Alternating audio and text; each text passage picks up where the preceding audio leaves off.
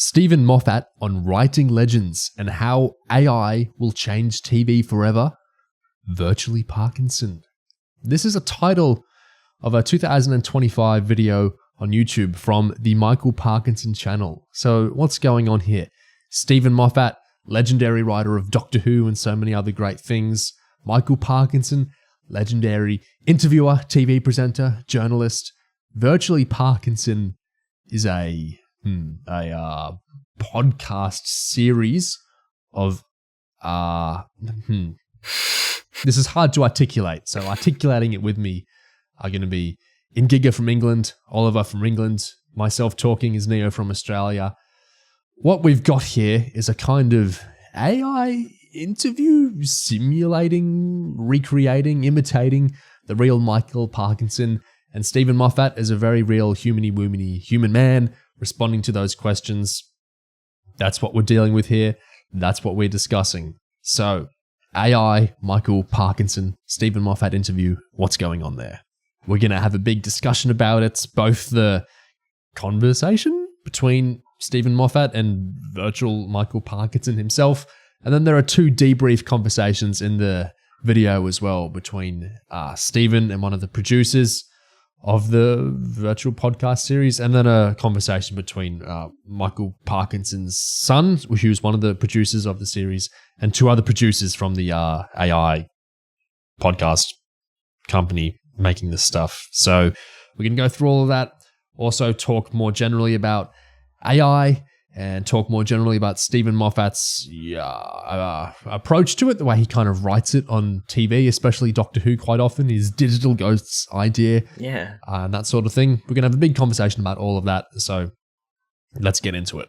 But first, just to get a lay of the land, how do you guys, especially Oliver, who I think has the most interaction with it, how do you guys feel about this whole AI business? My overriding feeling is that every major consumer and technological innovation for the last 20 years has basically been a convoluted mechanism to break laws that protect people with less economic power.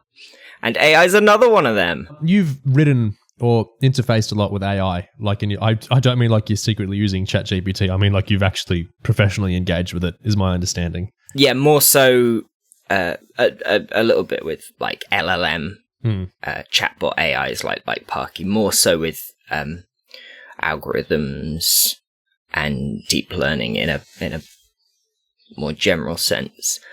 Yeah, as a sort of professional diagnosis, I do actually find the technology itself interesting in some of the same ways that in this interview Steven Moffat's very impressed with things it can do. I think the sort of ghoulish mimicry is an impressive feat for a thing to have got essentially a complicated equation to have produced. I think that is an impressive thing, and I'm sure in a better world it would have some positive applications. But as things actually pan out, I'm pretty much as negative on LLMs and their role in society as a person can be. Before asking Gig's stance on it all, I'll just do a very quick summary. Well, mine is basically just that at the end of the day, for my field, we don't need more essays in the world. We don't need more short stories in the world. That's never been the point of anything, is to just produce more things. It's the actual skills through which we produce them is the point, right? That's how we learn to express ourselves more creatively, more critically, better in general. The point isn't to have the thing be generated or have the thing be created. The point is to go through the hard yards of creating the thing itself.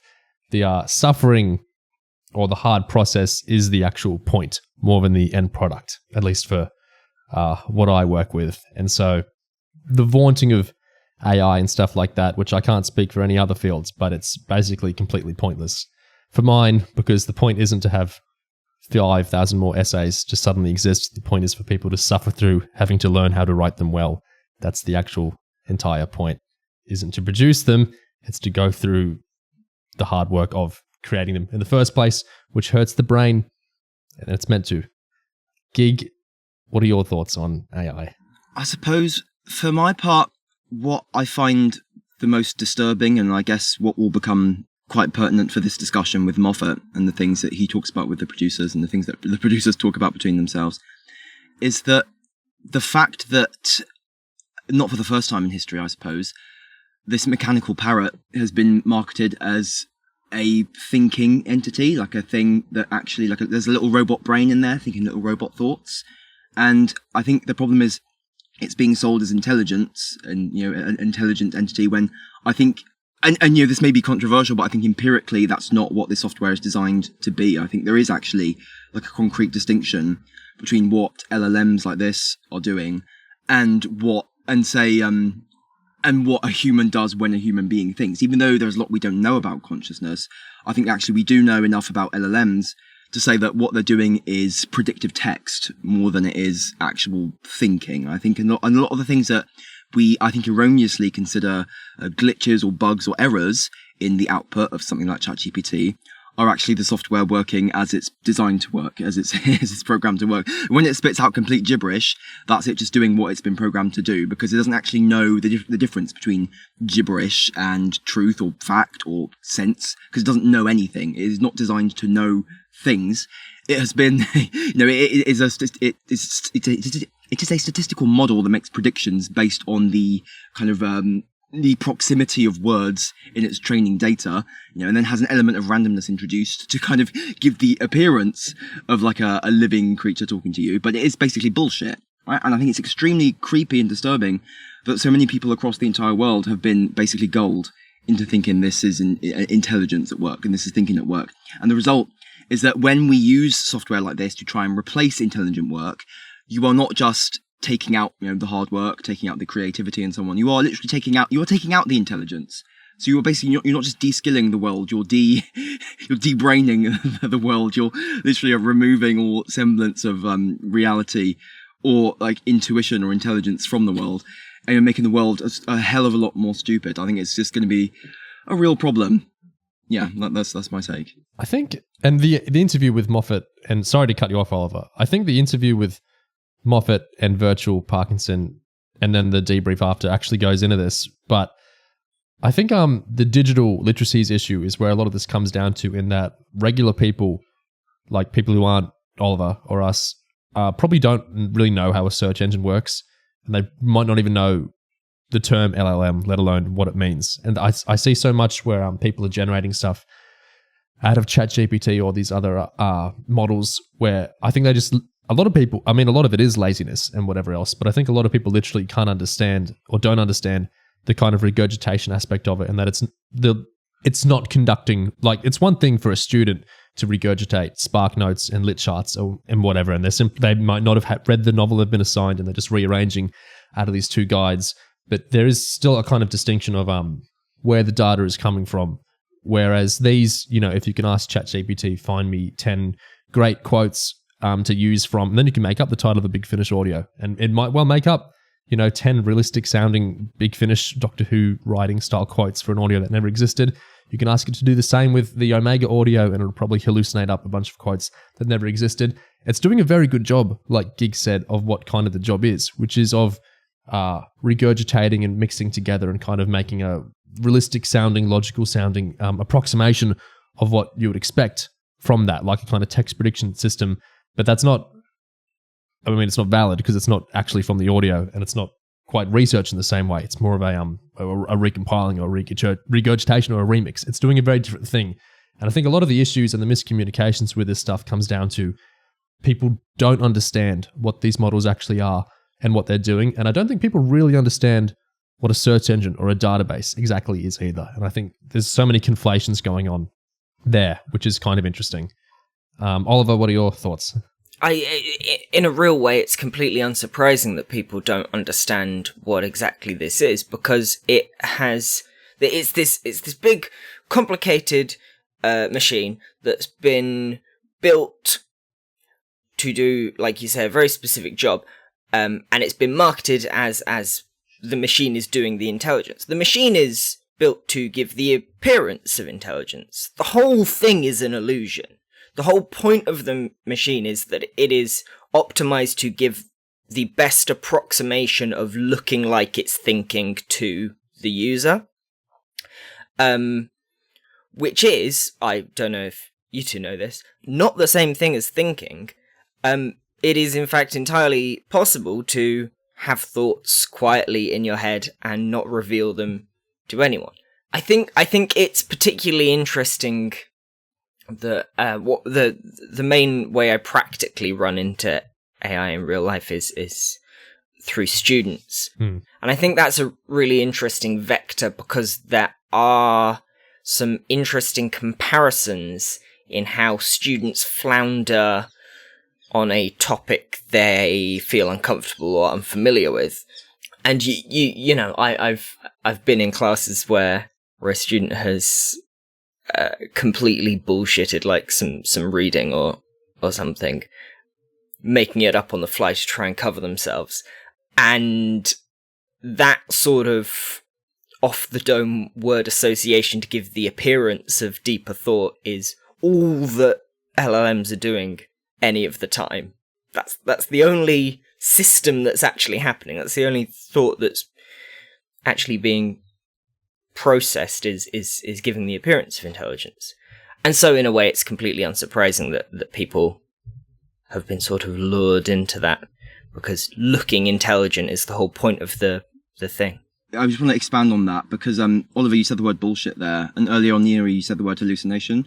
And I read a very short paper by some philosophers from the University of Glasgow, who, of course, obviously they're in philosophy, so they're very interested in the philosophy of lying and things like that. And basically they argue that we shouldn't say, when sort of ChatGPT spits out nonsense, we shouldn't call that hallucination, we should call it bullshit, because bullshit is actually what it's designed to do. Hallucination gives the impression that it's misperceiving the world, like there's like a consciousness or something, a thought in there, kind of receiving information.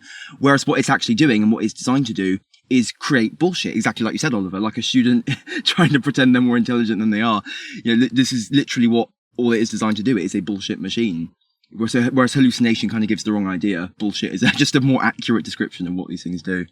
That's a really good point. And I think it segues into zeroing in a bit more on this actual thing, because Oliver's been talking about illusions and Gig is talking about bullshit. And I guess we're all three of us are kind of talking about this idea of these AI engines are kind of trying to present themselves in a certain way to the world, which links into what are we actually talking about? This podcast thing, Virtually Parkinson. Where did it come from? So what seems to have happened is Michael, we'll get more into who Michael Parkinson is in a minute, but his son has worked with this company, Deep Fusion Films, who do this sort of AI stuff. And this idea was developed together of what's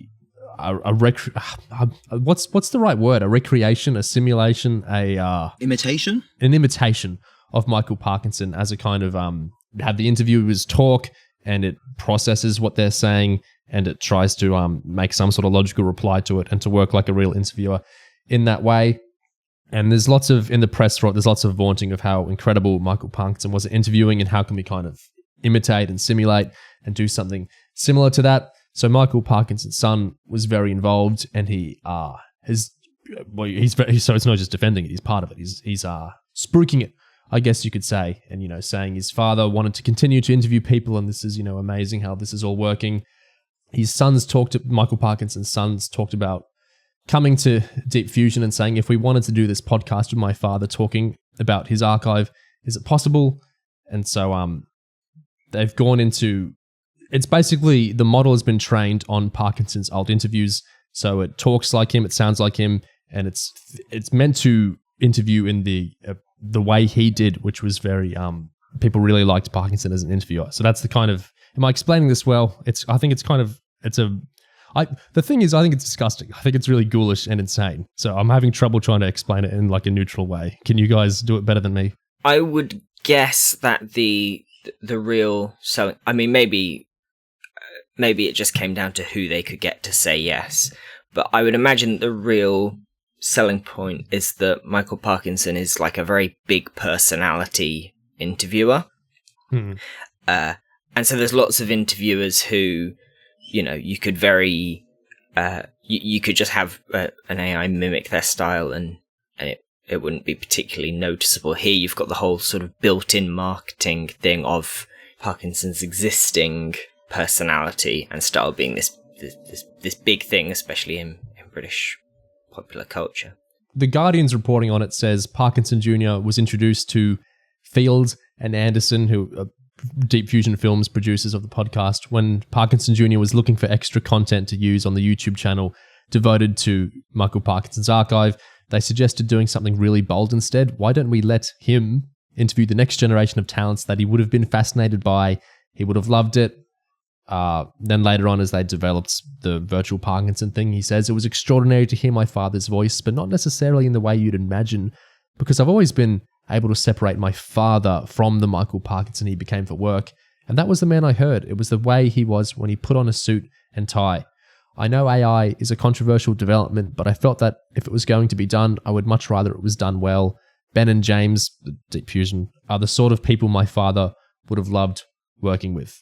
It's very Moffat, isn't it? It's very Digital Ghost. It's very some of the stuff he's done on Doctor Who, I think, rings some similar bells that are being rung there. Yeah, I think kind of the whole thing of a simulacrum being as valid as the real thing, as long as it feels emotionally the same to you. I think it's that kind of rings true with, I guess, like Twice Upon a Time and the testimony, maybe a little bit like that, or just like the whole the souffle isn't the souffle, it's the rest. I feel like there's some thematic current with Moff where kind of the emotional experience of something maybe is more important than it literally being like the. Or even when the Doctor's like an extremist and he's like, well, you don't have to be the Doctor to be the Doctor. You just have to feel like it, you know. It's like that. I think it's something like that where it's not so much about the real material truth or essence or whatever, but I guess so basically as it's like it felt kind of it evoked genuine feelings for Michael Parkinson, this Parkinson Jr. rather. In hearing his dad, even if it's not actually his dad speaking. I don't know. I think that's particularly interesting given what sort of LLM AI has turned out to be, that it is about just evoking the feelings of a real conversation. It is about something getting just convincing enough that it tricks you. It's an illusion. And so the idea that Moffat's ultimately writing the feeling of somebody still being around as a digital version of themselves that feels real enough actually sort of resonates.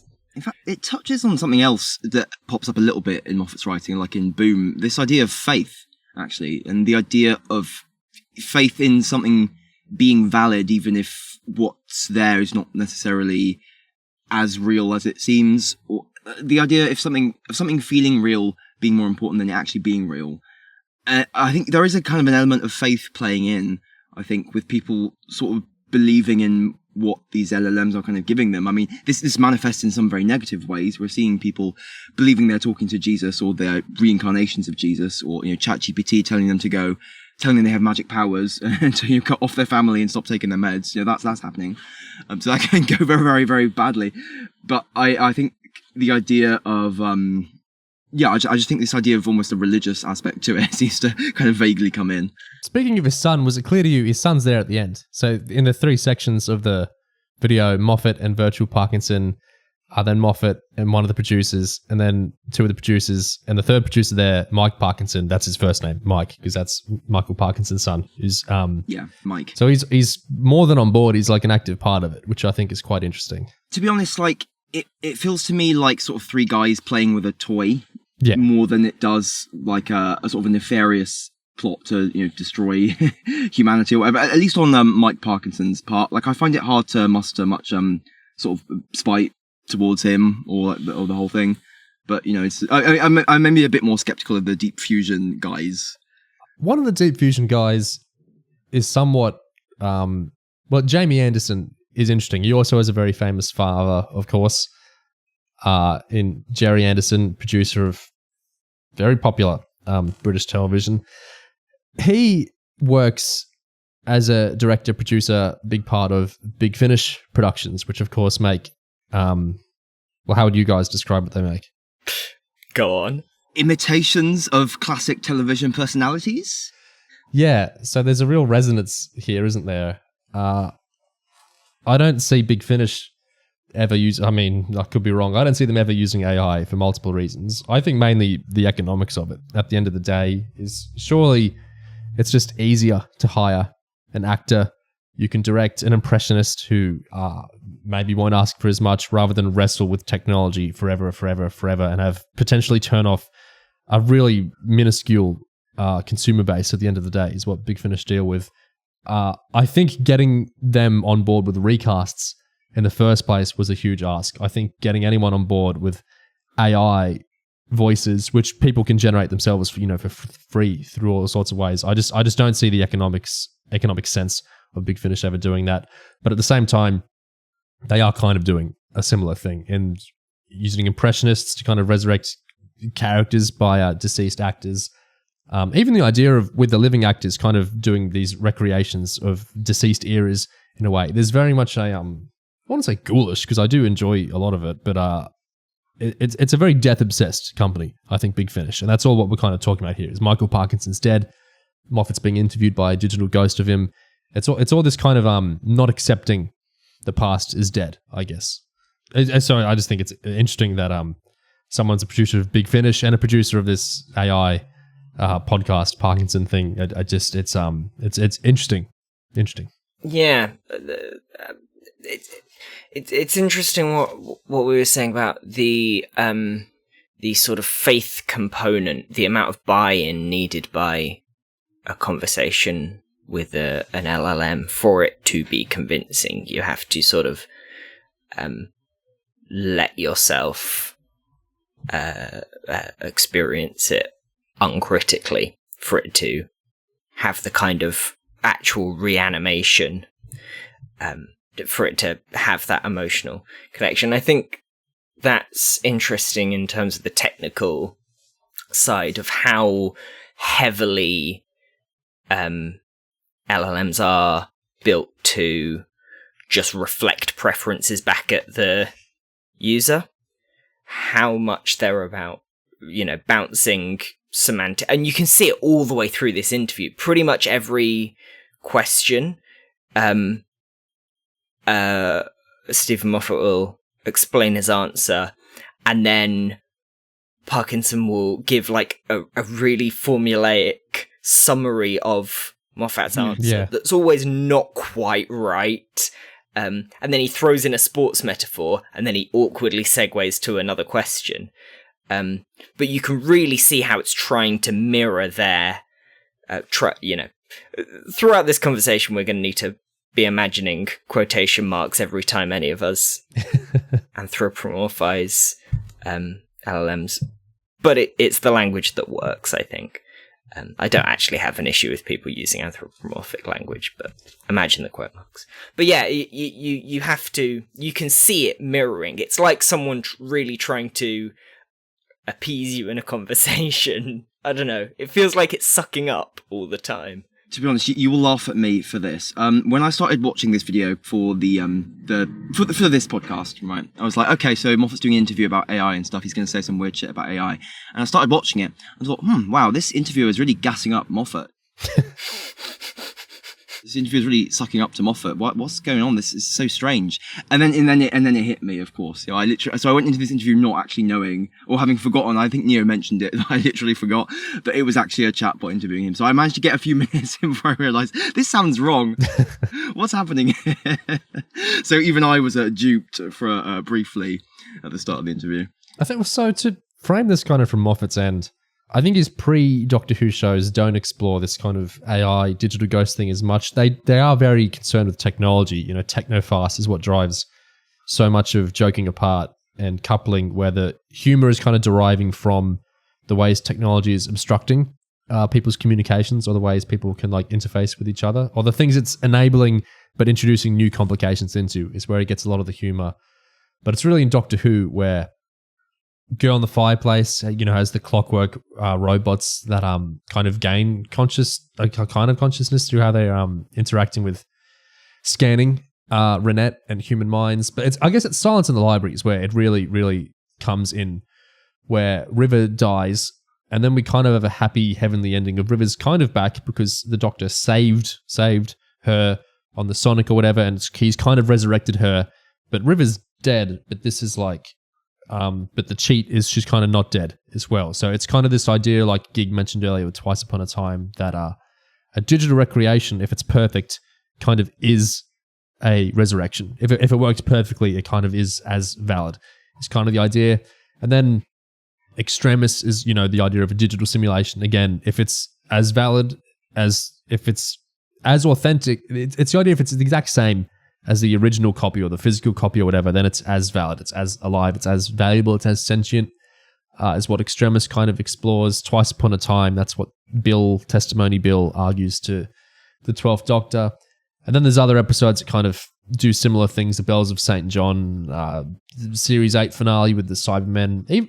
Heaven Sent's not really digital, but it's kind of that same idea of where do you split off the consciousness kind of idea? Where do you determine the validity of continuing consciousness? Even like valuing someone like Handles or K9 comes down to, in a way, humoring that there is a kind of robo-consciousness worthy of respect or love. He's clearly very interested in this idea, but I think it's the digital ghosts idea.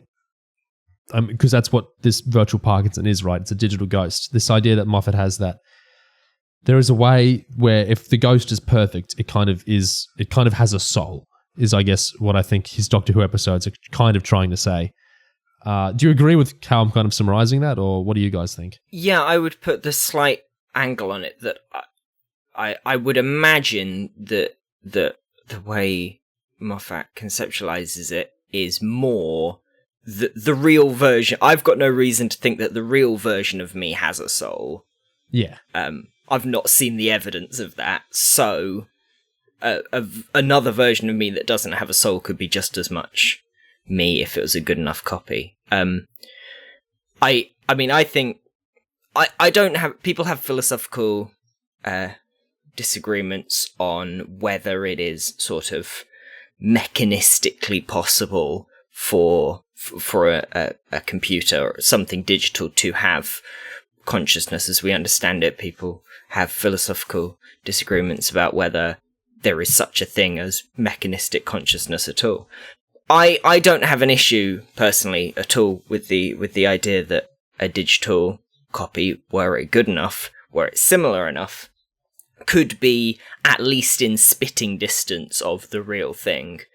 I think what we are all failing to emphasize socially in society at the moment is that the LLMs are nowhere near that. They're nowhere close. They're not anything like good enough. They're really, really thin imitations. They're really poor. They're not good at all, right? They're not like it's one of Moffat's big themes that a story, if it's good enough, can save the day all by itself. These aren't good enough. They're not good enough. They're bad. In this, there's a moment where Parkinson AI just sort of gets confused about who the interviewer is. I know almost nothing about the music I'm supposed to know. It's fascinating how those early experiences can linger with us, isn't it? That sense of feeling like an outsider. Do you ever still feel those old insecurities when you walk into a room, or do you think being in the spotlight has helped you manage it over time? And when you're on the other side of the table as the one conducting interviews, how does that awareness of past vulnerabilities influence the way you approach conversations with others? And who's asking the question? These things aren't thinking. They are throwing out the pretense of thinking, and thus just flatly they are nothing like good enough to even come close, were it possible, to being a perfect recreation that is therefore just as valid as the original. Even in that moment you highlighted, where it starts asking Moffat questions about what it's like being an interviewer, I think to view that as, even in that moment, what it's doing is giving the appearance that it's confused about who it is. But in fact, it has never at any point known who or what it is, or what an interviewer is, or who Moffat is, or who Parkinson is. It doesn't know things. Knowledge is not like a data type that it has. Knowledge is not something it contains. It contains words and sort of a proximity kind of statistical links between words, but that's not really the same thing as like knowing anything or knowing what a fact is, knowing what truth is. So even like this idea of it being confused is ultimately it's just doing what it's programmed to do. right? It is working as intended. Sometimes it will give the appearance of being confused by what the hell it is, but at no point has it ever known what the hell it is. Ironically, even though after Silence in the Library and onwards, Moffat has become very concerned with digitizing consciousness, I think it's if you go earlier into his earliest Doctor Who stories, with not just Girl in the Fireplace, but also Empty Child. In those two stories, you have basically machines that have been given a prompt, so like the name SS Madame de Pompadour, or like the nanobots, the nanogenes in Empty Child, which have like, okay, this is what a human being looks like, this bombed corpse of a little boy wearing a gas mask. And they just extrapolate from that and end up doing incalculable harm in the process. I feel like those two stories are a more accurate depiction of LLMs than everything he's done since. I feel like that's actually more relevant to our current predicament with artificial intelligence, those two earliest stories of his. I think it's, I'm sure people listening to this know, but I think it's worth everyone keeping in mind that the conversational aspect of LLMs, the idea that you say something and then it says something and then you say something, that's sort of like ad hoc. That's sort of an artificial difference glued on at the end of the design process. They're just autocomplete, really. They're just big autocomplete machines. There's no reason that things need to be phrased as questions and answers, because if you could just as easily ask it to fill in the end of a question that you're halfway asking. You could, leave it to finish your sentences. And I think that this is sort of what's interesting in a storytelling sense, is that it doesn't, the system has no individuality. It has no idea of, this is dressed up like Michael Parkinson, but it's role-playing a conversation between Steven Moffat and Michael Parkinson without having any particular bias as to which one it is, apart from that it's been zhoomphed into a particular role. And that sort of, indifferent, completely inhuman way of thinking, that is, like Gig said, just like the sort of nanogenes, just trying to fit everyone into a puzzle that it doesn't really understand, but has this enormous power and, at best, a child's instinct as to how the world works. Empty Child is actually a really good comparison here, down to the fact that the empty child is defined by being empty. There is nothing in its head in the same way that there is nothing in the head of AI Michael Parkinson. Yeah, and that neutral, indiscriminate approach it takes to, I guess, the text of Moffat's replies is what gives rise to Moffat's favourite moment of the interview. Moffat gets really hung up in the debrief afterwards with the producers about the fact that it picked up on something he said that no interviewer has picked up on before. And it's like, oh my God, truly, maybe the AI's lack of human emotion or lack of understanding of human life gives it different interests. But again, it's not actually that it was interested in Moffat's childhood bullying experiences. It's that mental health and bullying are like a talking point in its massive training data. And it just happened to, in the random process of picking a token to autocomplete, it picked up on that one. It's remarkable how that experience with bullying shaped not just your love for Doctor Who, but also your entire career trajectory. Looking back, how do you feel that period affected your mental health long term? And do you think there's been positive change in how mental health is addressed today, especially for youngsters who might find themselves in similar situations? Well, that's an interesting question. I don't know how much it is to do with mental health. When Moffat said bullying, it's like, okay, let's ask about that. It's not actually that it took an interest in him. So it's ironically, they spend so much time going, oh my God, this is revolutionary. Truly, maybe we need artificial intelligence to ask the questions that human beings won't. But it's like, you kind of just got lucky. Like, this is the illusion at work. It is also interesting in that moment that the Michael Parkinson is using language that is entirely unlike him. He starts talking in terms of mental health struggles in a way that is very, very of the vocabulary we use currently, and doesn't fit with he died, 20 years ago? It doesn't fit at all with Michael Parkinson himself as a voice. And it becomes very clear in moments like that, yeah, it's just scraping together words from a big parallel words it's got. And it, it's seen phrases like this deployed in contexts like this before, so it's deploying the phrases in the context. And because it's not something, these aren't words that Michael Parkinson happened to use, it sticks out in a weird way because it's semantic stuffing.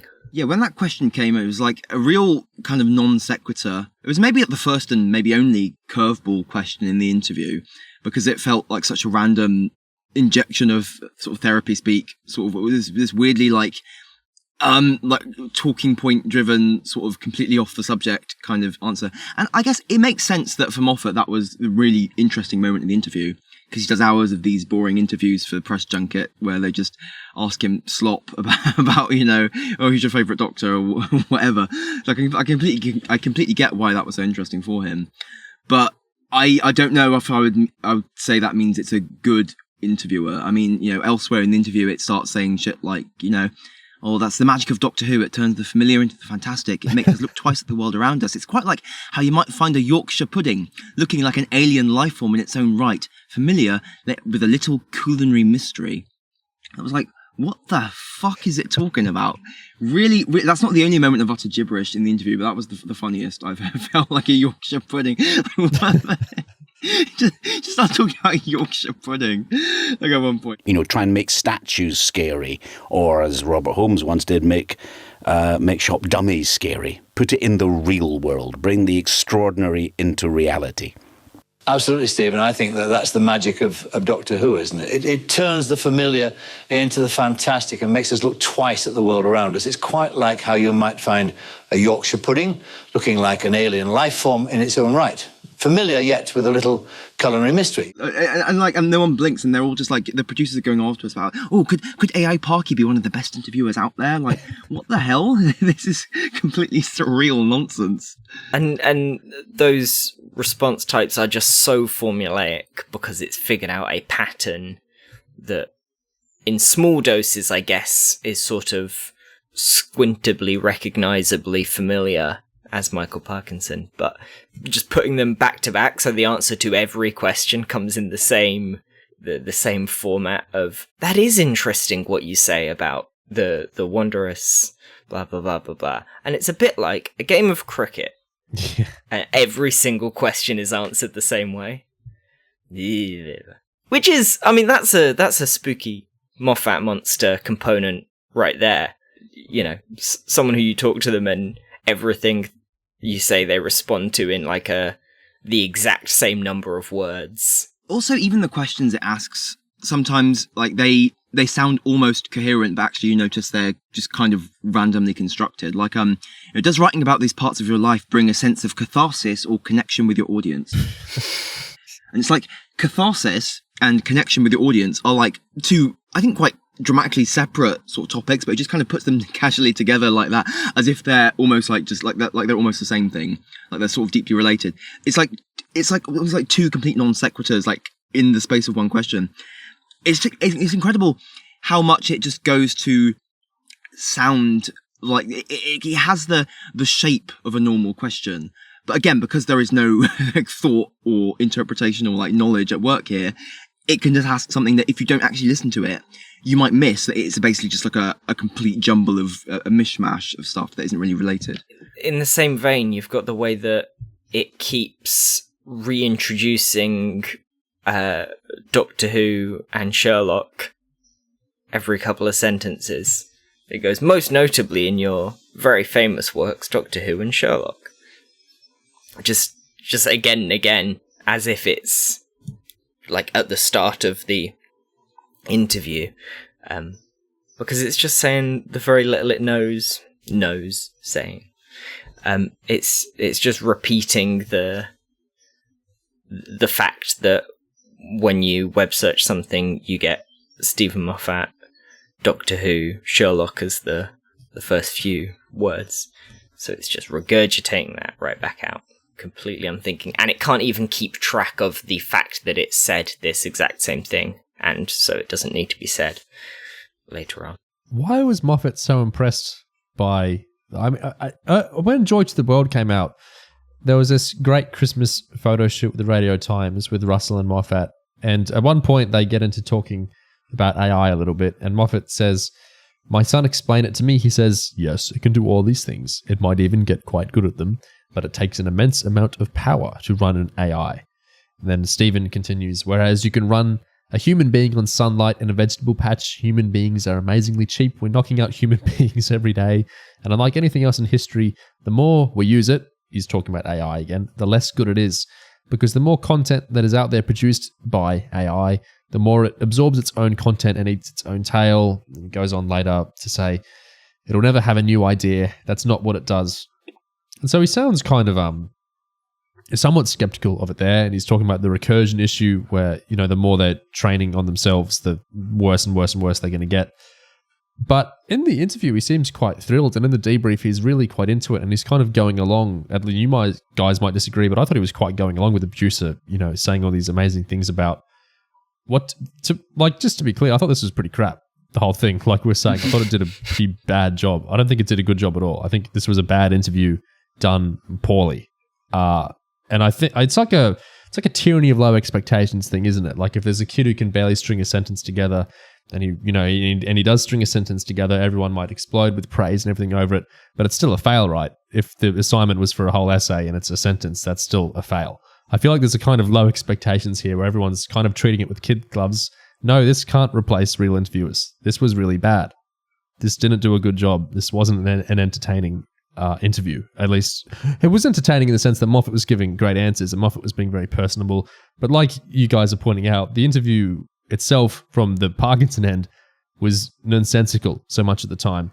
And there's so much you can criticize about real human interviewers and how they run things. And yes, they're very repetitive and you can make the AI comparisons there, but it's still, you know, two human beings in a room interfacing. There's a social awareness there, even with the most clueless of interviewers. That's not there at all here, because the Parkinson model, it doesn't even like this contextual knowledge. It doesn't even realize it thinks he's an interviewer at a certain point. Like as much as you can sometimes see interviewers mix up, oh, I've actually conflated this actor with this actor and I'm acting like this guy is just a guy who looks similar to him. They're not going to forget they're talking to an actor. You know, they're not going to think, oh, wait, aren't you interviewing me? Like real human beings aren't that hopeless. This was pretty hopeless. And I think there's just such this kid glove thing with all the producers oohing and ahhing over it. And I think it's kind of, no, this was bad. But why is Moffat so impressed by it in this? How do you guys interpret that? I think the digital voice, if you're a 105-year-old TV writer, having the sort of accurate digital voice probably works a bit of magic. And I think you've also got the fact that you want to be polite. You know, Moffat doesn't lay into it for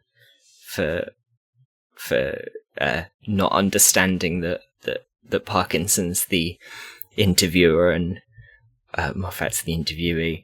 Like he lets that go, and even talking to the AI itself, he turns it back around in a very polite way. In terms of being on the other side of the table, I'm aware of and perfectly at home with people who are shy and nervous. I feel they belong on my team, that I'm one of them, and I can open up to them and tell them, no, I'm exactly the same. You've really got to suit up and pretend you're not.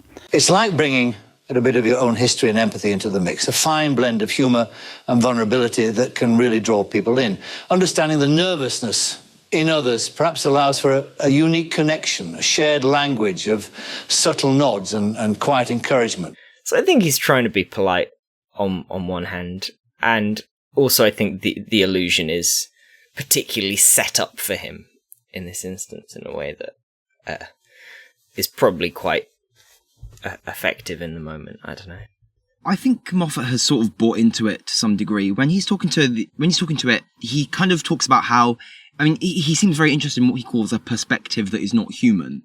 But again, I think as we've sort of gone over, like this thing doesn't have a perspective. This regurgitated human perspectives kind of in a big model, kind of statistical model, there's not actually a perspective here. And I think Moffat, not to accuse Moffat of digital illiteracy, But I think Moffat's curiosity about kind of digital ghosts and digital consciousness has sort of, I don't know, it's just like, it's kind of led him to, I think, invest a little bit, like psychologically or like thoughtfully, intellectually, in this idea that there is some kind of robotic kind of brain that we don't understand kind of at work here. And I think I don't think it's accurate to the reality of how this software functions. I think just like the way he talks about it just gives me the impression that to some extent even though he is, cautious or skeptical or kind of aware of the drawbacks, he seems to kind of be on board with this idea that it is somehow thinking, or like, even though he knows it is obviously flawed and he talks nonsense sometimes, he's ascribing that to, flaws in a digital like being or entity, whatever it is, because he finds that very interesting. And the issue, of course, that it's not really a being here. Like the premise is all wrong. So I think that's kind of why I don't think he's just being nice to. I don't think he's like hiding his real thoughts to gas up the producer guys quite that much. I think to a certain extent, I think this genuinely does like appeal to him in a lot of ways. So I think not to sound like I'm blaming him or like scolding him so much, but like I think he's sort of I think he's going along with it knowingly. I think that's part of why the interview is more watchable than it may otherwise have been. I think Moffat is the sort of person who could talk to a rock and be entertaining. I think that's kind of what he's doing here. I mean, the chatbot, it can't challenge him on any of his answers. It just, it picks a random word in what he said and goes, hey, interesting. What about this? And Moffat gives, another answer because he's game. He's up for it. And that's why, and maybe that's why it feels like a good interview to him, because he can just talk and he doesn't have to, and, he might get a random question like the mental health one sometimes. And that's more interesting than all the kind of slop press junket interviews that he normally does. But, again, that's not the same thing as it being a genuinely good interview or interviewer. It's just, a good interviewer doesn't just gas you up all the time. You do get the impression that essentially each time that AI Michael Parkinson asks a question, it's essentially just saying, say more, which is an interview style that does work for Steven Moffat because he's good at saying more. But yeah, these aren't actually interrogative questions at all. And like in the little chat afterwards, one of the guys on the tech side says, and isn't it amazing that AI Michael Parkinson managed to create an interview atmosphere where Steven Moffat felt comfortable talking about having been bullied, and the other guys have to correct him like, no. Steven Moffat said very clearly, I'm always happy to talk about it, just most people like choose not to ask me.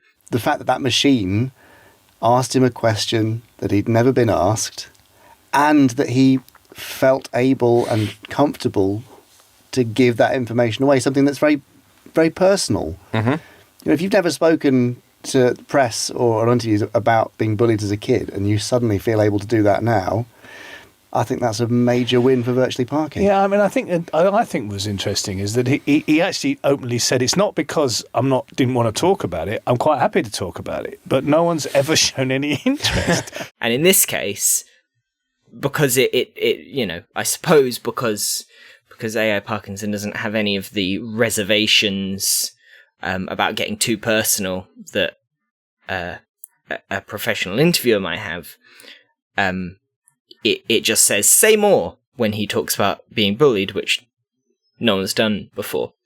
So it's working as a mirror. And so I think that, yeah, I think it makes sense that Moffat's sort of allured by it because it's a mirror. It's playing to his ego, isn't it? Yeah, a little bit. I'm glad you mentioned that moment where like Parkinson Jr. corrects like the CEO about how Moffat he felt able to open up about it. It's like, no, that's not the case. I feel like there was a bit of a weird agenda at work there, because even during the debrief with Moffat and the other producer guy, I felt the producer guy was kind of asking these like leading questions. What made you feel you could open up to the AI? How odd that a machine took an interest in something as personal as that. As human as that. Not something that maybe, let's just imagine that maybe an AI is thinking, I really don't get that. What are you talking about? I think I'll ask another question. Maybe. I know I'm being sentimental, but maybe it does. I mean, I honestly don't know. I think the CEO, like in the last bit, he's kind of pushing that very hard. I think he seems really invested in this idea that talking to an LLM kind of enables you somehow, or does something emotionally to you, where you can say things you'd never say to a regular human being. Yeah, I mean, it goes back to what we've been saying in the last. There is something peculiar, original about this setup that I do honestly think allows people to relax into a very different way of talking about themselves and about their career and about their thoughts. And which I think that's sort of bullshit. I think Moffat knows whatever he was saying to the chatbot would be heard by like the producers and the other people in the room. Like I don't think there's some magical effect that it has where like, people confess their darkest like desires to ChatGPT because they think it's private. Sometimes it isn't, as we're learning with the recent Meta AI website sort of publicizing people's conversations with Facebook's LLM and kind of revealing them trying to cheat on their spouses and stuff. But I don't think it's actually that like an LLM has some magical thing. But weirdly, the CEO, Jamie Anderson, seems to want to push that idea. The idea that this is some advantage that an LLM interviewer has over a real one. And there just seems to be this slight, a bit of an agenda at work. This idea that they try to suggest that maybe AI Parky is one of the better interviewers out there.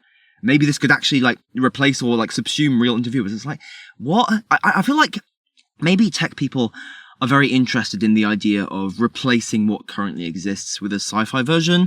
Maybe, probably partly because they hope people will pay them a lot of money for it, but I think maybe also they feel it validates them on some historical scale. Like if they successfully manage to replace something we do with like a sci-fi fantasy kind of AI version, then it makes their life meaningful somehow, even if it's like completely bullshit. Yeah, I was just very skeptical of how they were talking about that. Like a great many big new technologies, it's a magic trick in pursuit of an actual function.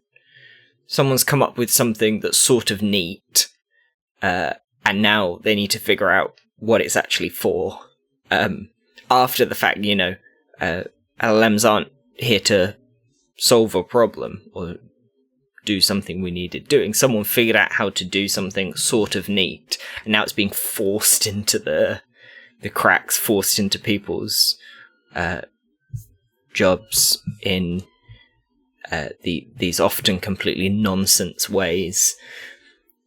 Because the technology exists now, and there's a whole lot of people like these guys really insistent that it's actually really good.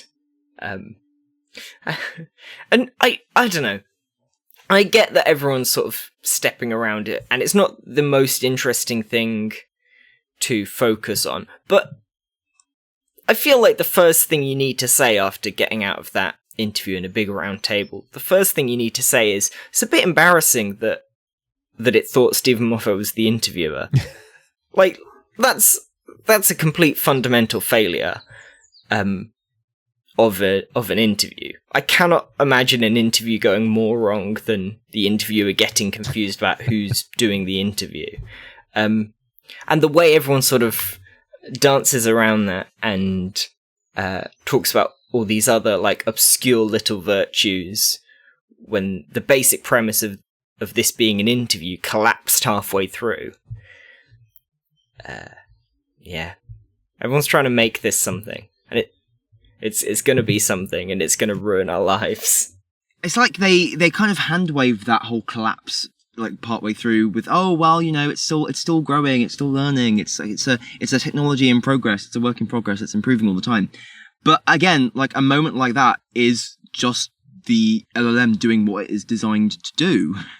Like this is the basis of this. This is what you have built. This is what the technology does. I don't think there is actually a level of improvement that will fix this ultimately, because you can't like auto-complete your way out of auto-completion. I just like the same process that occurred when it started asking questions about what it's like interviewing is the same process that was going on when it asked him questions about Doctor Who or writing, right? It's the same thing. There's no actual distinction here. It wasn't going right one time and bugging out the other time. It's just doing the same thing. It just got lucky, got unlucky one time. That's just what happens, and that's again what this software is designed to do. So, like they're just kind of hand waving it. I think this is what AI guys are doing generally. They're kind of going, oh, hey, well, yeah, we're forgiving these errors because it's a technology in progress. And they're not acknowledging the fact that these problems are intrinsic to the design of the software. They are an absolute core feature of what they have created. This erratic behavior, this complete lack of knowledge, this complete lack of like object permanence. They have not like built any sort of like object permanence into the technology. There's a sort of twisted version of Steven Moffat's big thematic concern of the idea of something being enough to, the idea of a person being enough of that person to do good. And a lot of the time in Moffat's work, that's framed through self-sacrifice. So a great example is in Last Christmas. Clara's dreaming a happy life where Danny didn't die, and while she's dreaming, a crab is eating her brain. And the doctor turns up in her dream and tells her it's an illusion, and ultimately Danny has to kick her out of her happy life and say, leave me, this isn't real, you've got a life to live. That moment is all about how the dream of Danny is enough like Danny, it's enough of him that it can do this heroic self-sacrifice. The idea of him is enough that the idea of him is powerful enough that the dream isn't protecting itself anymore. But the way that LLMs work is they are all about convincing you of their reality. The LLM version of that scene would end with Danny trying to convince Clara to stay, because LLMs are about the illusion of actuality. And that, I think, is the fundamental divide between the version of an idea of a person surviving the physical version of that person and being enough like them to be valid as them, that Moffat's really interested in, and what's actually happening with LLMs, which is coercive illusions that are just paper thin and are incapable of any kind of self-sacrifice. I think in the LLM version of that scene, the doctor would go to Danny like, Danny, you are a dream, you are lying, this is an illusion, you're not real. And Danny would be like, you're right, I'm not real, I was tricking you all along, please hold me accountable. That's what LLMs tend to do. When you say, actually, that's lying, you're talking bullshit. They're like, yes, I'm talking bullshit. They just, again, because they just like mirror whatever you just said, they expand and autocomplete whatever you said. So that's kind of, you get this weird like back and forth behavior. It's really some of these stories that are coming out with how like people with kind of like how it's exacerbating people's like mental illnesses and things. It's really, really fascinating. Just the dynamic, the way it can completely mislead someone into harmful behavior and also just like backtrack it in the next line. It's quite terrifying.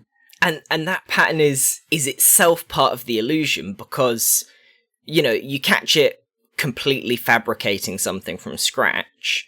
Like there was a whole thing of people asking chatbots what a idiom means and making up some random words, and the chatbot would just invent a history for that idiom that didn't exist. And the moment people press them on that, the chatbot obviously goes, oh yes, my apologies, I did in fact make that up from nothing. But that itself is part of the trick, right? It's a learnt kind of humanish apology, oh, I'm so sorry kind of thing. But you can also press it on something that is actually real. And if it throws you something that is actually real, you can say, hey, I don't think that's real. And with enough pressing, the chatbot will go, oh yes, I'm so sorry for making that up, even if the thing it said was in actuality totally true. Because it's just mimicking. It's just a really, really thin pretense. If we're kind of talking existentially about it, Moffat brings up a few. There are these exchanges which are like, well, the AI is based on data, but you know what? So am I. Everything you just said applies to me as well. I am based on data. How is that any different? bearing in mind AIs, of course, are generated. They're based on data, aren't they? So therefore, I imagine that the more contemporary data is going to be at the upper level. Everything you just said applies to me as well, though. I am based on data, surely. Yes. And so you respond. And the recent stuff is nearer the top. I mean, how is that different? Yeah, no, you're absolutely right.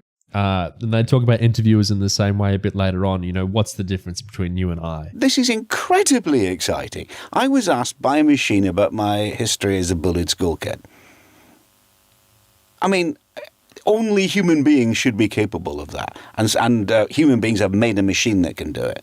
I think that's absolutely gobsmacking. And before we dismiss that as not what we do, this is not really like what we do, answer me this question. What do you do?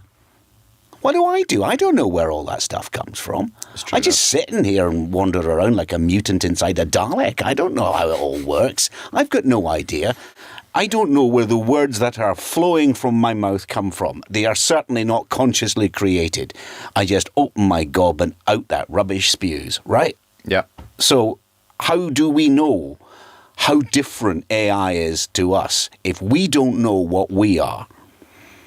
It's a very existential question there. Yes. That I don't know that I necessarily have the wits to well, answer. what's the point coming here today? You're not going to answer that one. What's the point? What's that honestly, damn point? I thought you guys would know.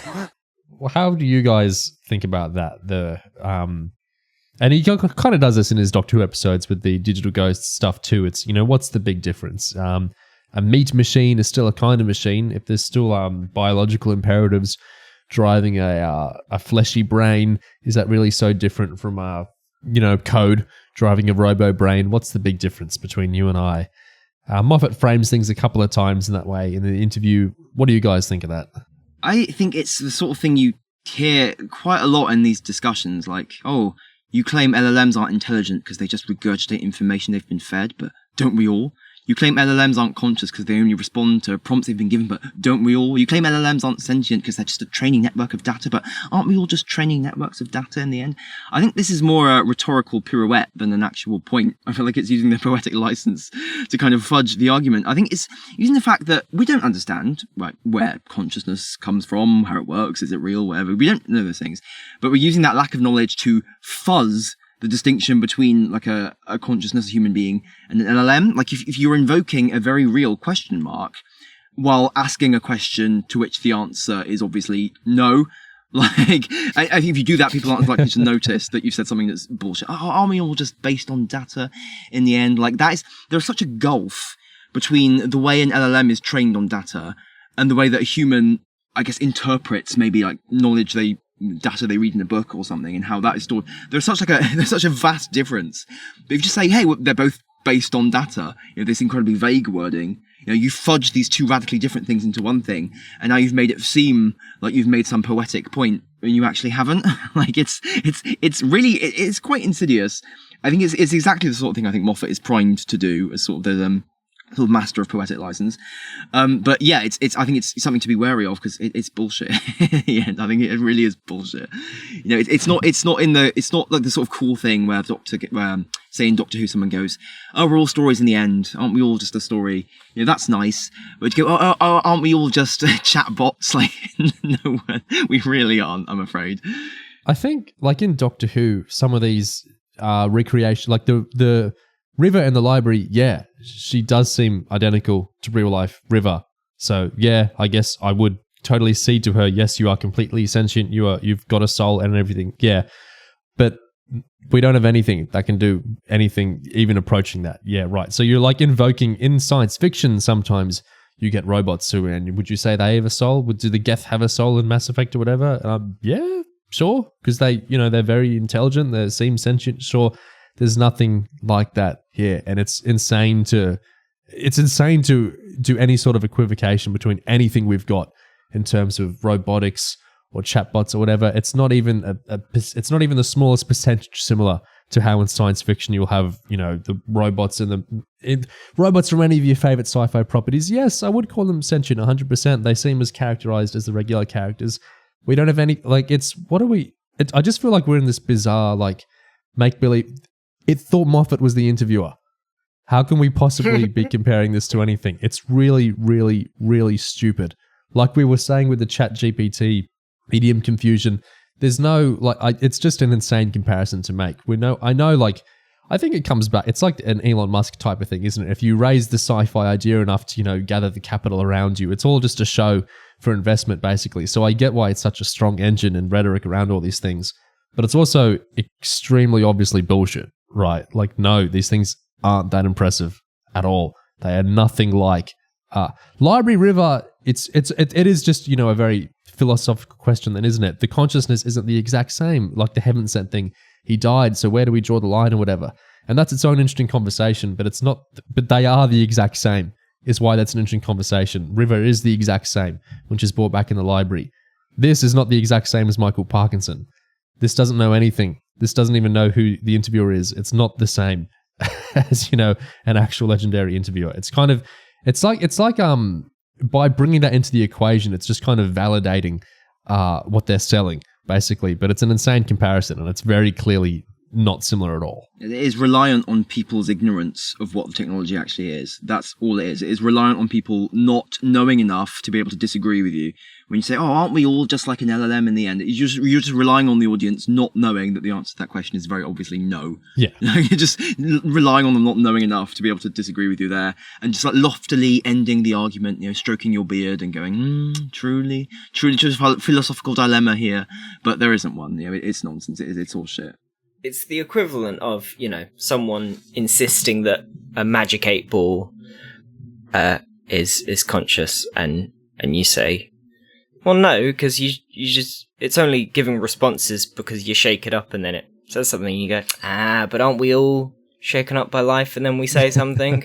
it's the same thing. It is all semantic flourish, like you say. It's all just rhetoric, and I think that's actually a really astute point that we can just see, in any context where it's not being carefully edited. And in this video, you can see there's little cuts to buy some extra time after Moffat's given a response. There's little jumps ahead. Yeah. Because presumably it takes a minute to process the answer and synthesize a response. And so much of AI is in that context, is marketed rather than an actual experience. And anytime people do have actual experiences, people get lured in, and especially vulnerable people get exploited. But I don't think anybody is convinced that on real, thoughtful exposure to AI that it's got anything like a human's thought processes going on the back end. And I think that's just obvious. I don't think you need to get into the philosophy of whether machines will one day be able to think, to be able to recognize. Well, it's not doing it now. Yeah. That's not what this is. I think it's the opaqueness of the technology as well. I guess what they call the latent space, in this training network. This kind of black box nature of this technology, where you can't really see what's going on under the hood when it does something very much. It's sort of this inherent opaqueness to it. It creates a space where people can imagine something else, they can imagine a thought process going on. So even when it gets confused about who the interviewer is, you can imagine that it was just having a little an episode in its robot brain, rather than the truth, which is that it just pulled out some lines about interviewing interviewers from its training data, because it was based on an interviewer, it was based on the things that an interviewer said, right? So it allows people to imagine it lets them picture what makes more sense to them. So they can imagine that this thing is just thinking in a robotic way or thinking in some other way, and get away from the fact that it's not thinking. Thinking is not what it's doing. If I, at the end of the day, if I do what I was taught to do in primary school by some of my classmates, and you get a calculator and you do a series of operations on it, that you press equals and it gives you the number 5,318,008. that's created human language. It's given the impression of human language. That doesn't mean the calculator is intelligent. If I turn it upside down, it says boobies. That doesn't actually mean it doesn't mean the calculator is alive. It's pretty good that you knew the number off the top of your head that you turn upside down to turn into boobies. That's a skill. Yeah, that stayed with me for 20 years.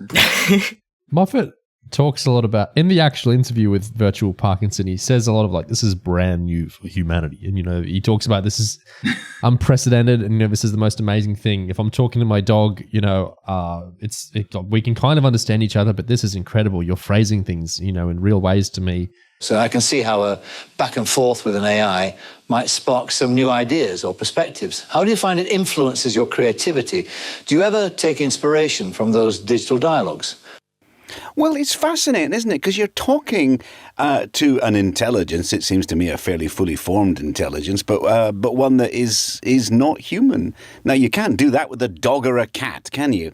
But you can with an AI. You can have a fully formed conversation with an artificial intelligence. I think that's brand new for humanity. Yeah. What do we think about that? Nah, you've got a more human relationship with your dog, for sure, 100%. The dog can actually respond to you. The dog can actually react to what you're saying, what you're doing. Yeah.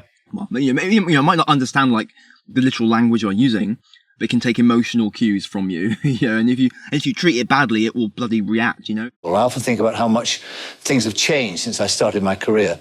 Where interviewing a guest didn't require any artificial intelligence, just a good cuppa and some lively chat. Do you think this interaction with AI changes the way we relate to our creativity in television writing? I think it has the potential to. The only perspective we have access to in our daily lives is the perspective of other human beings. I mean, I can vaguely work out what my dog's thinking, but it's pretty basic. It's about chasing things and eating. But to actually to be questioned by, to make jokes with, an intelligence that is not human. I mean, no generation of people has ever had access to that before. I think we should spend more time marveling at it, frankly. Marveling indeed, Stephen. The ability to engage with a non-human intelligence does open up a world of possibilities that previous generations couldn't have even imagined. It's as if we're stepping into one of your very own Doctor Who episodes. I think this whole thing of oh my God, I'm having a fully formed conversation with an AI, it's kind of essentially you're talking to yourself, and for some people that's really enjoyable. That feels maybe more real and more human. But again, it's a trick at the end of the day. A thing I found it really difficult to get through to first-time screenwriters, or writers for performance of any kind, is that dialogue is meant to be a form of action, right? Mm-hmm. Dialogue is a character trying to do something. It is not just words. And I think that distinction is super noticeable here, where you don't need to be having a verbal conversation with your dog to understand that it wants things, and it can be thankful, and it can express the sort of directionality. It can express impulse and wanting, action, without having anything to say. Whereas AI chatbots are like a very long dialogue conversation in a very bad script where no one is actually expressing any want at all. They're not talking as action. They're just talking, just saying things in a way that's not actually possible for human beings. And I think even if you try to give an LLM an agenda, say you want it to advance the talking point of white genocide in South Africa, as we saw recently in a certain high-profile case, it can't actually advance that agenda in a way that is intelligent, in a way that a human being would. we can't ask leading questions or anything like that. It will just take the words white genocide in South Africa and just sort of extrapolate from them and force them into every single reply that it gives, right? So it can't even have an agenda in a way that a human can. It can't want things. It doesn't start from an idea or a thought or an impulse and try to translate that into text. It really it's just words, like you say, it's just words as just pure fuel, fodder, basically. Imagine if you found out that your therapist had a back door where somebody else, a massive tech corporation, can influence levers that gear them in certain directions in their conversations with you. Every time you sit down with them, some levers have been pulled round the back to make them, 50% more likely to talk about free markets or whatever. I think we would all understand that as a grotesque intrusion into our lives, because that is a fundamentally manipulative form of conversation. Whereas a lot of people, and even a lot of otherwise progressive people, which I find particularly aggravating, have just fully adopted into their lives the convenience of these systems, holding in their head both at the same time that these are sort of people in some way, they sort of represent a conversation with a person-like thing, and that they are owned by absolutely massive corporations that can, at least in theory, pull the levers to control the details of the responses. And even if they don't have that actual power, that actual nuance of influence over the AI as of yet, will certainly be in the pipeline for development over the next few years. And I think that represents the broader absolute catastrophe that AI represents in terms of social power in our society and our ability to relate to one another in a way unmediated by absolutely massive corporations. People are literally using it as therapists, aren't they? Literally, yeah. So devoid of people to talk to in a genuine way about their problems. They kind of have this mechanical parrot talking to them instead. And for some people, I guess they're getting some sort of helpful advice from it purely because it's absorbed so much crap, but they can sort of spew out things that feel like generic, good kind of self-help advice. And that kind of, again, that enhances the illusion, that gets people even more invested. It's incredibly sinister. But I think there's just that degree of trust, weirdly. Everyone knows these are owned by massive corporations that don't really have our best interests at heart. And yet, I think just maybe the convenience of having a thing that will, just mirror you and talk to you endlessly seems to override that for people. These corporations give me this incredibly convenient tool. How could I not love them and trust them? Let them hear all my innermost thoughts. There's an actual parrot outside my window right now. How symbolic. I've just been looking at it a lot over the conversation, and then you mentioned parrots. So is it just perched on a tree or something? There's a few years ago, someone accidentally let loose lots of parrots in London, and there's lots in my neighbourhood. Okay. They just fly by sometimes. There's one, yeah. Sorry, you were making an actual point, and I think the convenience is absolutely key here. I recommend to people Surveillance Capitalism by Shoshana Zuboff, which is a book on surveillance capitalism as a broader process, as an age we're in.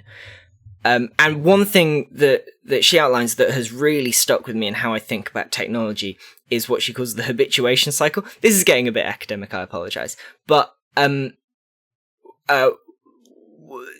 she explains how all these new technologies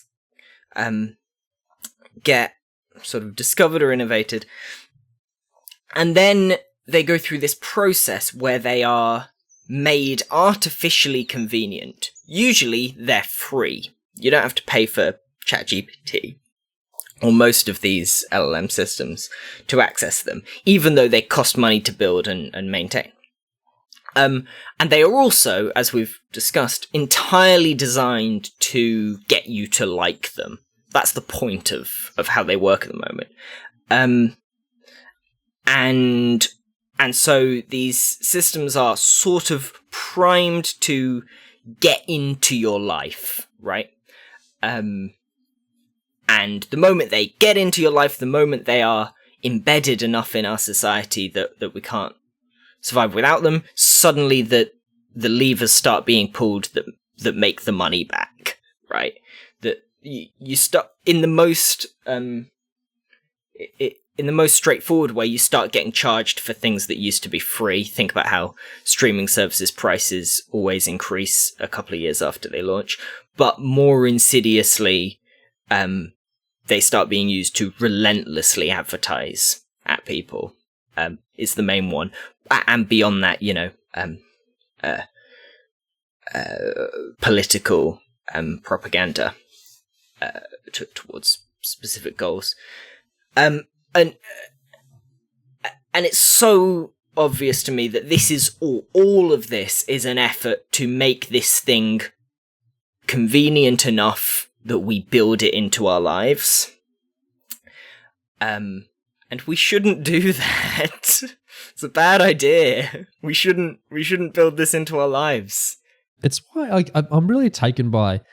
There's all these efforts to normalize it in so many ways, and it's some are legitimate actual advertising, like there's money being put in to make people like them more and want them more, and some are just reflexive, like if social conversations, if it's being a use for someone and they're talking about it to their friends and co-workers, then it's kind of propagating the idea of it. And, that's all well and fine. And that happens with all sorts of technologies, like you're talking about, Oliver. It's the thing that really fascinates me with this AI stuff is that it's, like, I don't mean it's morally bad. I mean, it is actually bad. Like, it doesn't really do a good job of what it's doing, is what I find really fascinating. It's that there's all this propagation and validation and authentication, all this talking up of it, all this vaunting of it. And there are some busy work tasks that it does do, it does a quicker job of than a human being could, and it does just a capable job of as a human being would. But I feel like that's in the minority of what it's being used for. And I think it's just really quite tangibly bad at so many things it's doing for. And it's like this surreal little world we're living in where it's not just the people advertising and marketing it, it's the people who are using it who are, on some level, I think often are aware that it's bad. And are in this kind of ghost world of talking as if it's doing a good job. Like this whole interview, like we're saying, this was a bad interview. It did a bad job. It got very confused. It asked bad questions. It engaged poorly with the interviewee. The only reason this is entertaining at all is because Steven Moffat is brilliant. He's brilliant and he's very humany-woomany, which is what made it all work in the end, this video. I just find this very fascinating with ChatGPT discourse, is that I 100% concede that it does do some things quicker and just as well as regular humans. 100% it absolutely does. It's not like no one would be using it at all if it was just purely crap. But there are so many things where it is doing, like if the student's using it to, if a school or a university doesn't have very good plagiarism or AI policy, and assessments are designed in such a way where a student can get away with at least a pass by generating something in like 10 seconds, I 100% understand them using that and that, working well for their life. I think that's bad for a million reasons, but I understand what's going on there. It is doing a good job of what the student wants it to do there, which is to generate like an acceptable piece of content to be submitted. But there are so many things where it's so tangibly doing a bad job. And I think sometimes people are aware it's doing a bad job, and yet we're all kind of talking about it as if it's doing a good job. Like in this, an interview is meant to be interesting and entertaining. There aren't meant to be just more interview videos in the world to exist for their own sake. They're meant to, at least theoretically, amuse, entertain, educate, be of some interest to people. This only does a good job of it because of Moffat himself, and everything bad about the video is coming from the AI itself. And yet it's talked up so much, not just by the people selling it at the end, in the YouTube comment section as well. There's plenty of positive comments by people acting as if this is a marvel. Moffat himself in the interview says, we should all be marveling at this AI stuff more.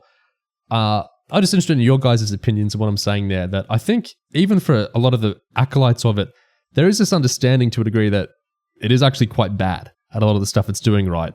A student once had in a class I was teaching at the time, had an assessment to write an analysis of a piece of modern TV, and they picked Westworld, the TV series.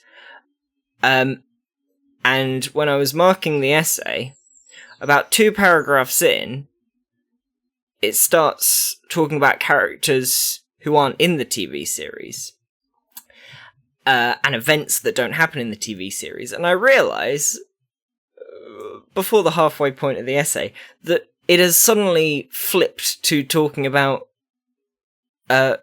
Westworld, the movie. Right. Completely unrelated in terms of the actual story of the thing. It's just bad. It's really bad.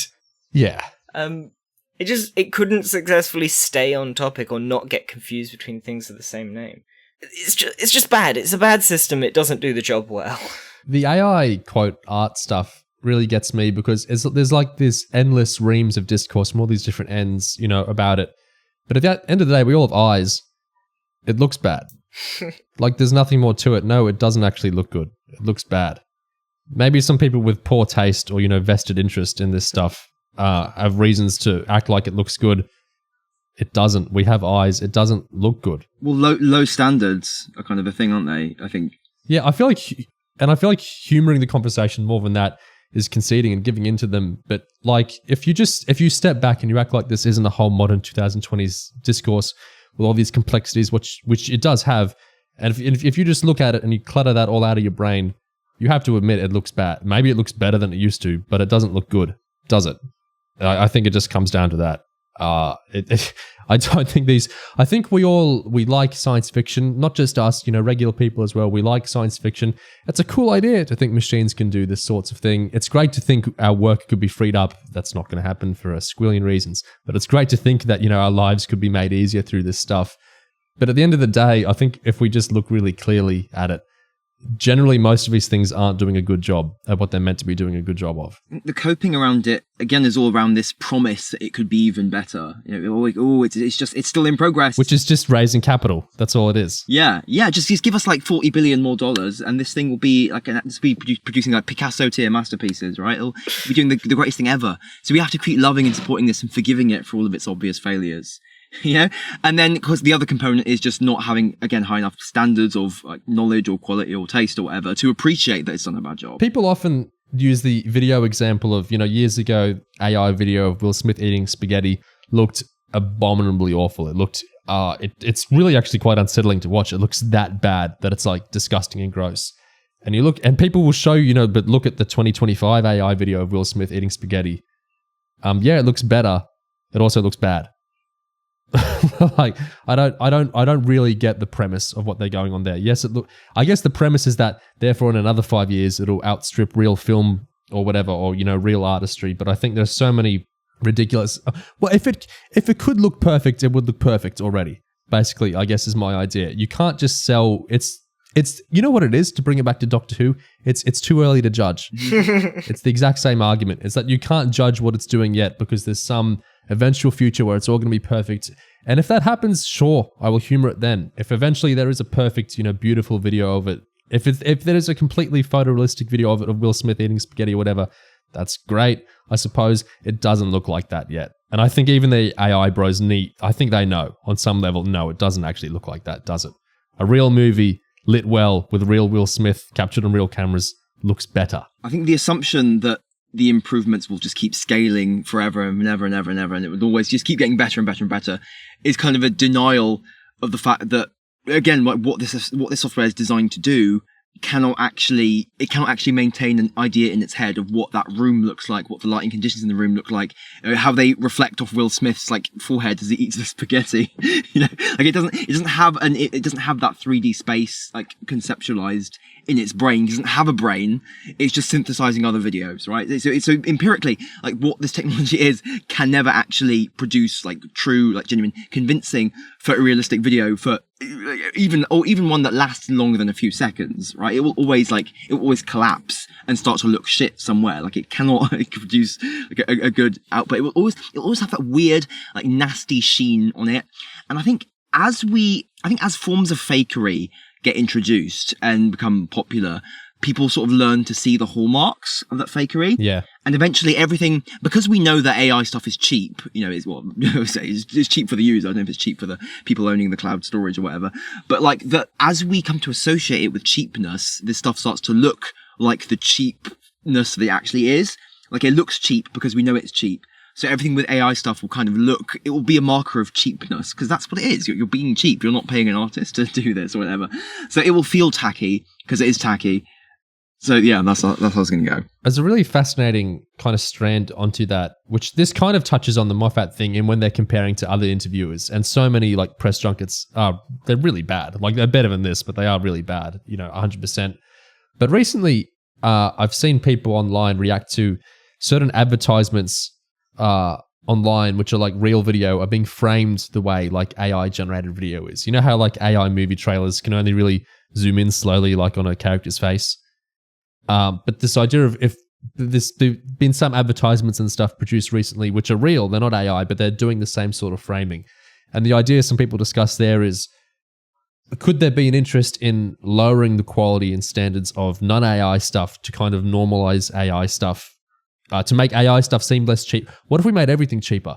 Then, if we all lower our standards collectively, does that kind of make the AI stuff more valid? Because if there were no films, if there were no live action or animated films, and the only thing that existed, if we made live action films look as crap as AI films, basically, would that therefore, remove the standards enough for AI stuff to succeed more? Which I think is like, it's the most insane conversation to have, but it's kind of an interesting thought. More than a concerted effort to sort of meet in the middle on quality, I think both the lowering in quality of content and the making content into content, and the celebration and pushing of AI as a means of making more content are just symptoms of the same thing, where if your major selling point of a movie is, iconography and returning things, and look, you recognize this, and look, you recognize that, that's what AI can do, right? It can make a thing that looks familiar, and it follows a familiar pattern, and it's recognizable.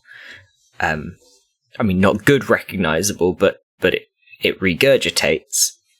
And I think it's the same basic instinct going on, that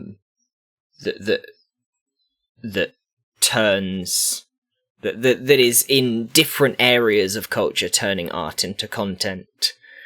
And so naturally things are going to meet in the middle, where AI turns out to be a quite good replication one day of soulless content, because it's soulless anyway.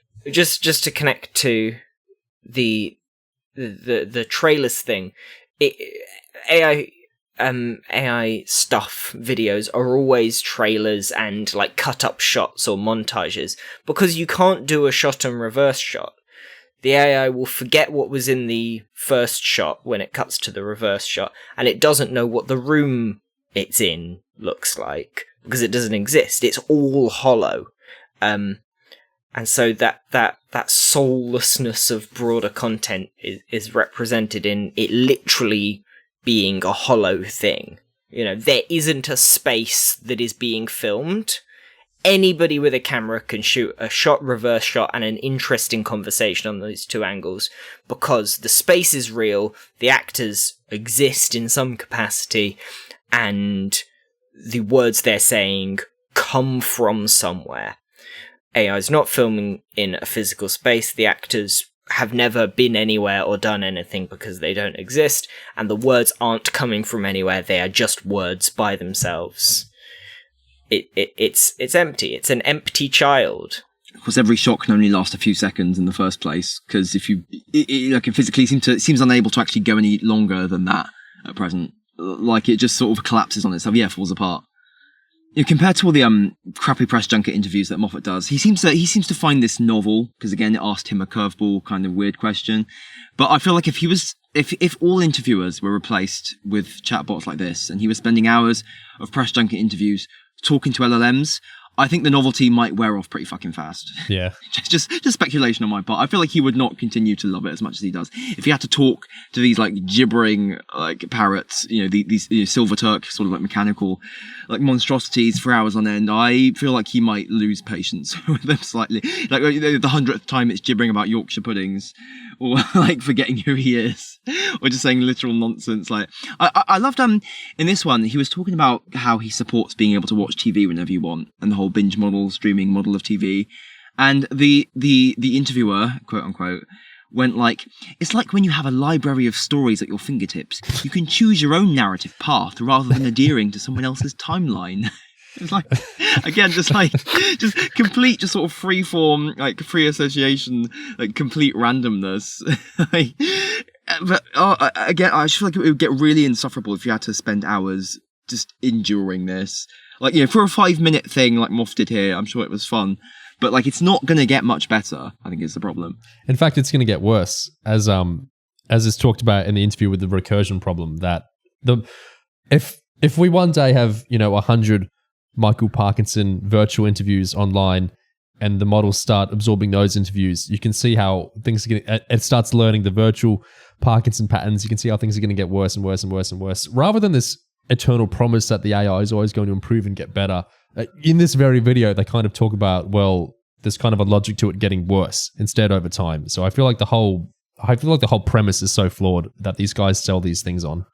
The premise is flawed, and the point of it all, the pursuit of the infinite content is so pointless. There's so many great interviewers who are not being given chances, who are stuck in, and I think Moffat obfuscates this slightly, but a lot of interviewers are there to get a specific couple of words out of his mouth for the sake of their magazine being able to print those words. A lot of interviewers are in a systemic position where they are not supposed to ask interesting questions. They are supposed to get him to say some stuff they can report. Which is the same logic of contentification that's driving the AI push. But what I don't understand about any of this is that there is already more amazing TV than you are going to have time to watch in your life. There's so much more great stuff that already exists than any of us are going to be able to get round to before we die. So what are we doing? Why are we doing any of this? Why are we making more stuff that's worse just for the sake of there being more, when there is plenty already? Not to mention the absolutely buzzing potential of a generation who really aren't getting a chance to get into the arts in the first place. But no, it's too AI instead. Well, Neo, right, you mentioned that the reason Mike Parkinson started this was that he was looking for more content for the Michael Parkinson YouTube channel, right? So he runs that channel, which has lots of archive clips of, best Parkinson interview moments, like, talking to Billy Connolly or Robin Williams. Like, these clips on YouTube, they're there to generate engagement. I don't know if they get ad revenue from that or whatever like that, but that's the idea. You want to keep having more uploads, more views. I think if you treat something like that in a sane way, where you just had a static archive of like all the Parkinson moments, best Parkinson moments, that's not infinite content. That is finite content. That's very, very finite, because he's dead. He only did a certain number of interviews in his life, right? Whereas it's this impetus to keep adding more content to that channel, which gave rise to this virtual Parkinson shit. I think that's because it's because for this channel, for the sake of this channel having more engagement, you need like an infinite pipeline of, you need new things to keep getting churned out, sort of, I suppose, right? To keep like juicing this like vast library of videos. So I think that's sort of I guess that's like a microcosm of the wider thing. It's like, at the end of the day, yes, there is an infinite amount of content out there for you to watch, but the infinite kind of sea of stuff out there, you don't own all of it, right? So people want more stuff that they own and that they can get engagement from and that they can like make money or views or hits off of. So they want to generate more stuff from their IP, from the things that they own. So it's not enough to just like, let viewers go away and watch something else. You want to keep viewers coming back to your thing and your property and your deceased actors and people. So that's why they want to like generate more crap from the archive of what they already have. And of course, with a lot of stuff that you have in an archive, you're going to have to pay royalties on it. And if there's one thing that, big studios hate doing, it's paying anyone who did the work. So instead, we'll just mimic it with a machine. Cool. We didn't mention the art heist in reverse. Are there any current projects or concepts you're playing with that you're particularly excited about? Well, yeah, I've got a couple of. I've got a film I'm writing at the moment, which I'm quite excited about. Which I'm about to finish the first draft, which is sort of about an art heist, but it's really an art heist in reverse. I think I'll say no more about it because I haven't finished it yet. Yeah, that sounds cool. So is that going to be like maybe they're trying to return artworks, like maybe they're trying to steal back artworks from a private collection and put them in museums or something? Like, sounds like it could be fun. Someone accidentally pockets the Mona Lisa on their way through a museum and needs to get it back before anyone notices. That sounds more like something Moffat would write, to be honest. Having to undo an accidental theft. I feel, for me overall, he's a science fiction writer. I understand the engagement. We've all, for how long has AI been written about? It's a very interesting concept, 100%. The insane ways it's done now, I don't think dilute that it's been written and realized very well in all sorts of films and novels and everything. At least for the world we live in now, the 2020s, I feel like it inherently belongs in fiction, because in fiction, it can be really interesting and it can be as good as, a human consciousness. And all these people hawking AI are constantly fictionalizing and kind of coming back to fiction and talking about fiction and coming up with these fictional projections of how it could work in another month, another year, another 5 years or whatever. And I think that's just because in the real world, it's not very good. I just think inherently it can only really work well in fiction, because I haven't seen... People can say it gets better, but, worse to bad is still bad. And so I think this was a bad interview, and I'm not sure a good one can be done with this technology. It's notable that when Moffat's sort of talking about AI in that context of fiction, he's doing so in like we said, sort of semantic, thought experimenty ways. And he's clearly very interested in the thought experiments of whether there's a fundamental difference between a digital brain and a grey matter brain, or, whether a copy of a person is actually a different thing to the original person. And those are interesting thought experiments, and they make for interesting drama. But I think it's notable in a sort of boringly materialistic way that Riversong's library afterlife is literally the size of a planet, and current LLM models, while massively resource intensive, aren't as complex as a human brain. They're just not. They're not close. And fundamentally, I think it's a thing that Moffat often gets the horror out of, especially in that library two-parter, is the horror of a pale imitation of something uncanny, of meeting a person who isn't quite one. But that's ultimately what this is, right?